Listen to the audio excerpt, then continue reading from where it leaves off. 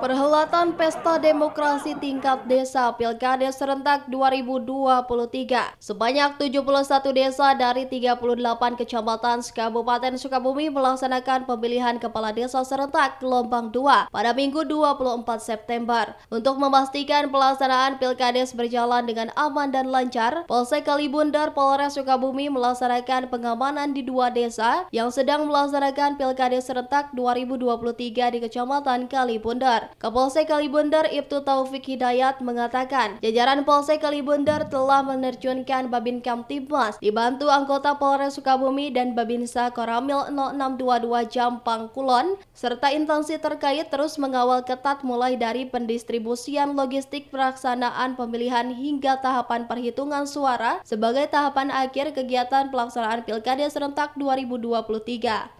Untuk di wilayah Kecamatan Kalibundar ada 2 desa yang melaksanakan kegiatan Pilkada Serentak 2023. Di antaranya Desa Sukaluyu dan Desa Bojong Kecamatan Kalibundar Kabupaten Sukabumi. Pantauan dan pengamanan yang dilaksanakan oleh jajaran Polsek Kalibundar Polres Sukabumi dalam upaya menjamin kelancaran dan keamanan dalam pelaksanaan Pilkades wilayah Kecamatan Kalibundar.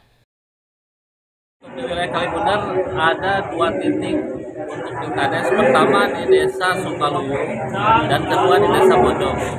Kita sudah menurunkan pengamanan dari Polsek maupun dari Polres, dan juga ada pengamanan dari Koramil dan juga kecamatan. Jadi untuk pengamanan Pilkades ini kita out, Pak. Jadi semua kita kerahkan agar pelaksanaan Pilkades di wilayah Kecamatan Kalibundar aman terkendali. Dari mulai pemilihan sampai nanti akhir, kita sampai selesai kita akan kawal sehingga